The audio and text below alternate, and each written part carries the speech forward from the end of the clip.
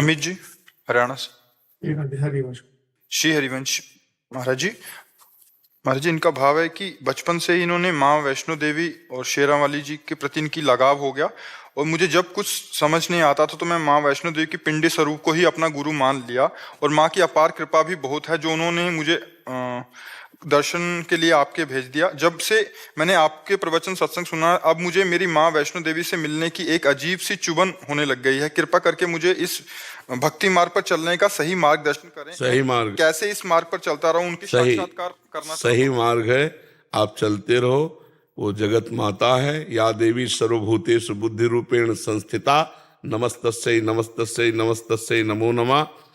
बाल अवस्था से हमारी भी माँ से ही प्रीति थी।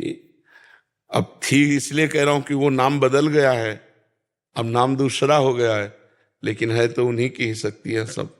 जैसे पहले दुर्गा माँ की उपासना करते थे भगवान शिव की, उन्होंने ही कृपा कर भेजा, तो अब श्री किशोरी जी हैं, किशोरी जी के ही सब स्वरूप है, वो दूसरा थोड़ी अंतर है।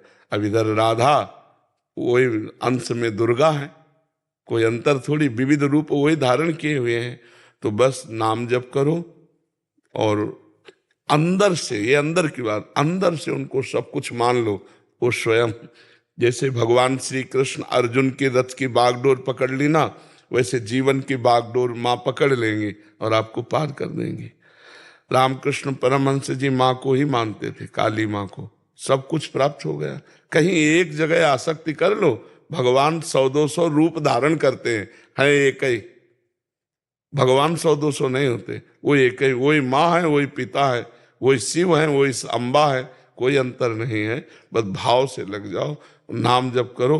और ये मांस मदिरा ये सब चीजें, गंदी चीजें कभी, जैसे कुछ लोग जो अज्ञानी जन है नहीं जानते हैं, तो वो कहते हैं माँ को शराब का भोग लगाते हैं, बकरे काटते हैं, ऐसी सब क्रियाएं नहीं करनी चाहिए।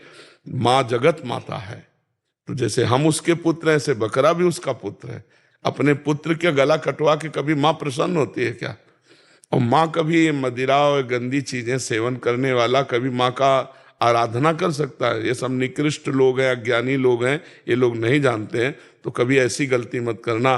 तो ऐसे प्रसाद को भी नहीं लेना चाहिए कि कोई बकरे का मांस और मदिरा या कुछ ऐसा दे कि माँ का प्रसाद